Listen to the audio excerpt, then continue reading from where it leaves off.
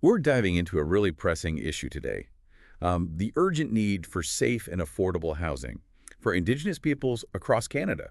We're talking a lot of people, like over 171,000 individuals Yeah. living in cities, towns, and northern communities who are struggling just to have a decent place to call home. And it's not just, an abstract problem or anything. This number is straight from the 2021 census data. So it really highlights how real this need is. Like, it's urgent. We need housing solutions. Right, it's a dire situation. But thankfully, Budget 2022 recognized this critical need, and committed a good chunk of change, $281.5 million to be exact, to address these urgent housing needs for Indigenous peoples living off reserve. This funding is huge. It's a big step in the right direction, and it will have a real impact. We're talking about the potential for over 3,800 new housing units across Canada. It's amazing to think about all the positive change that can come from this. And what's really interesting is the approach. It's not like some cookie-cutter solution, one size fits all. The organization handling these funds is using a very unique model for Indigenous, by Indigenous. Yeah. That organization is called the National Indigenous Collaborative Housing Incorporated, or NICHI for short. They're a coalition of over 50 Indigenous housing and service provider organizations from all across Canada. So they're not just some distant entity making decisions. Right. NICHI is really rooted in the communities they serve, understanding the challenges and needs of each region. Exactly. And that connection is so important. Allows them to prioritize projects that are shovel ready, so they can get started right away and deliver that immediate impact. Speaking of immediate impact, let's look at Manitoba. NICHI just announced funding for 7 different housing projects in Manitoba alone, totaling almost $21 million. That's right. Organizations like Manitoba Kiiwetinoong Okimakanak, Two-Spirit Manitoba, and the Winnipeg Indigenous Friendship Center are all receiving funds to create housing solutions tailored to their communities. It's great to see these funds going directly to the organizations that are doing the work, the ones making a difference. And this is just one province, remember that. Similar projects are being funded across Canada, each one bringing us closer to that goal of safe and affordable housing for all Indigenous peoples. And it's important to remember this immediate funding is just the start.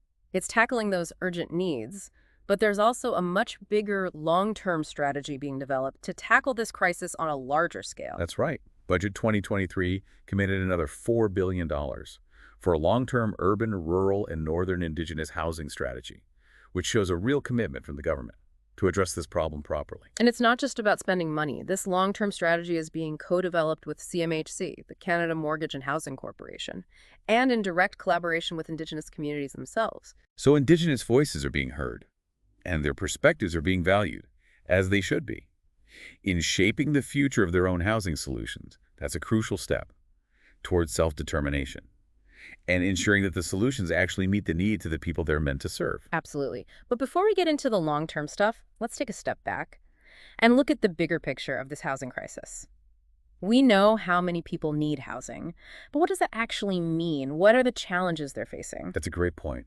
We hear core housing need a lot, but what does that really mean? Okay, so core housing need refers to those situations where people are living in homes that are inadequate or unsuitable or just too expensive.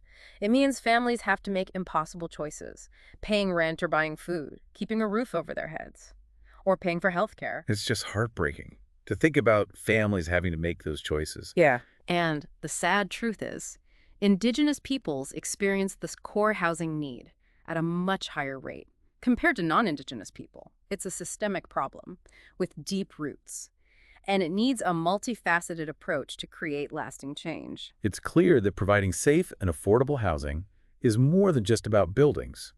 It's about laying a foundation for well-being, for families to thrive, and for communities to flourish. Yeah, it really shows how connected all these issues are. Having safe housing, it's like the foundation for so many other things: physical and mental health, education, employment, cultural connection. It all ties together. You said earlier that the immediate funding is just the first step. What is it about NICHI's approach that makes it so unique in tackling this challenge? Well, one thing that really stands out is their commitment to not just building houses, but also providing what they call wraparound services. So it's not just the physical building, it's services to support the well-being of Indigenous individuals and families, recognizing that housing is just one part of a much bigger picture. Can you give me an example of what these wraparound services would look like, in a real-world situation? Okay, so let's say someone has been experiencing homelessness for a while. Getting them into a safe and stable house is a huge step. Right. But it might not be enough to actually break the cycle. They might need other things too, like mental health services, addiction support, job training, childcare, or even cultural programming. So it's about addressing the root causes of housing insecurity and giving individuals the tools they need to rebuild their lives with the right support. That's exactly it.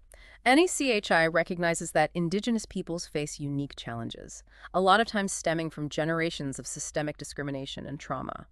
And their approach tries to address those underlying issues by providing services that are culturally relevant, to empower individuals and families to heal and thrive. It's a holistic approach, recognizing how interconnected social issues are and the importance of culturally sensitive solutions. And that's where the for Indigenous by Indigenous approach is so powerful, because these services are designed and delivered by Indigenous organizations who understand the needs and cultural context of their communities. It's about trusting Indigenous communities to lead the way Yeah. and finding the solutions that work best for them. Absolutely. This way the solutions aren't just effective, they're also respectful and empowering. Going back to the funding for a second, you mentioned that NICHI got a lot of applications. Can you give us an idea of the scale of the need here? How did NICHI handle all of that? The response was huge. They received 447 applications, asking for over $2 billion in funding. It really shows you how massive the need for housing is across Indigenous communities. Wow, that's a lot. It really puts things in perspective. How did they even manage to go through all those applications? They moved quickly and efficiently and ended up distributing $277.8 million to 75 different projects across Canada to make sure it was a fair process. They set up an independent project selection advisory council. What was special about this council? Well, it was made up of experts, people who really understand Indigenous housing issues. And they focused on prioritizing projects that were shovel-ready, the ones that could have a fast impact on the ground. Addressing the most urgent needs. So the funding was big, Hmm. but the way they distributed it was also designed to have the biggest impact and make sure it reached the communities where it was needed most. Exactly. It really shows NEHI's commitment to being efficient and transparent, and most importantly, putting the needs of Indigenous communities first. It's inspiring to see this much dedication and action being taken to address this. But this is only one piece of the puzzle. Right. Let's talk about the long-term vision for Indigenous housing in Canada. Budget 2023 put aside a lot of money for a long-term strategy. What can you tell me about that? Right, so that $4 billion from Budget 2023, it's meant to support a long-term urban, rural, and northern Indigenous housing strategy. It's the next vital step. It's not just about urgent needs anymore. It's about creating lasting change. And this strategy involves a lot of collaboration and consultation, right? Can you tell me more about that? Absolutely. It's not a top-down approach at all. The government is working directly with Indigenous communities to develop this. There have been over 40 engagement sessions led by Indigenous people across Canada to gather input and ideas. They've also done online surveys and accepted written submissions. They really want to make sure they hear from as many people as possible to get diverse perspectives. So it sounds like a very inclusive and collaborative process, recognizing that the best solutions come from working together with Indigenous communities. Exactly. That way the strategy will truly reflect the different needs and priorities of Indigenous communities across Canada. It's good to see this level of commitment to working in partnership with Indigenous communities. It feels like things are changing towards recognizing Indigenous expertise and leadership in solving this problem. It's a necessary shift towards self-determination and a better future for Indigenous communities across the country. But creating a long-term strategy is one thing. Implement it properly is another. It will take a lot of sustained effort and resources. What are some of the key elements that will be crucial for this strategy to be successful? That's a great question, and it brings us to a really important point. For this strategy to really work, there are a few key factors, and one of the most important is sustainable funding that's predictable over the long term. So it can't just be a one-time thing. It needs to be a reliable flow of funding so communities can plan for the future and build sustainable housing solutions. Yes, exactly. Another critical thing is flexibility. The strategy needs to be adaptable enough to meet the needs of all the different Indigenous communities across Canada. We've talked about this. A one-size-fits-all approach just won't work. Right, because each community has its own unique challenges and priorities. What else do we need to think about for the long-term success of this strategy? Capacity building is also really important. That means investing in the development of skills and resources. within Indigenous communities so they can manage and maintain these housing projects themselves effectively. So it's about empowering communities, not just to build homes, but to take ownership and manage and sustain those housing projects over the long term. Exactly. It's about creating a foundation for self-sufficiency and long-term success. And at the end of the day, the success of any housing strategy comes down to this. How much of a difference does it make in the lives of the people it's supposed to help? Absolutely. It's about creating homes, not just houses. It's about creating that sense of belonging, community, and security for Indigenous families across Canada. It's about creating a future. Yeah. Where every Indigenous person has access to housing that's safe, affordable, and culturally appropriate. A future where they can thrive and prosper. Yeah, that's what it's all about, isn't it? Creating communities where Indigenous peoples can really thrive and where their cultures and traditions can continue to grow. Housing, it's such a fundamental part of that. It's about more than just a place to live. It's about creating spaces where people feel like they belong, like they have an identity, and recognizing that deep connection that Indigenous peoples have to their land and communities. Exactly. And it's important to remember, when we talk about all these strategies and funding, we're talking about investments, not just in housing, but in the future of these communities. Right. These investments, they impact the whole community. Stable and secure housing can lead to better health, better education, more jobs. It just strengthens the whole community. It's a win-win. Investments in Indigenous housing help individuals and families, but they also benefit the Canadian economy and society as a whole. It's about creating a more just and equitable society for everyone. And as we wrap up this deep dive, I'd like to bring it back to you, the listener. What are you taking away from this conversation? What stood out to you?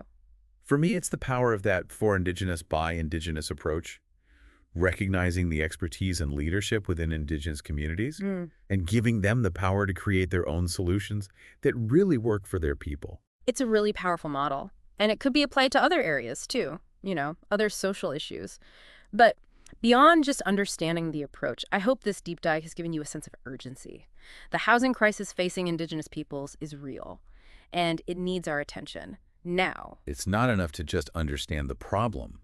We have to recognize the solutions and understand that we all have a role to play in creating a more just and equitable future. We've talked about NICHI and what they're doing, but there are so many other organizations out there, led by Indigenous people, working hard to address this. What can you do to support them? You can volunteer your time. You can donate. You can educate yourself more about the issue. And you can talk about it with others. Spread awareness. Every little bit helps. Remember those 171,000 people, those Indigenous individuals across Canada, still struggling to find a safe and affordable place to live? Let their story stay with you. Let it motivate you to help create a better future where everyone has a chance to thrive. That's what this deep dive has been about. Raising awareness, starting conversations, and inspiring action. Let's all do our part to make sure every Indigenous person in Canada has access to good housing. Safe, affordable, and culturally appropriate. It's a goal worth fighting for.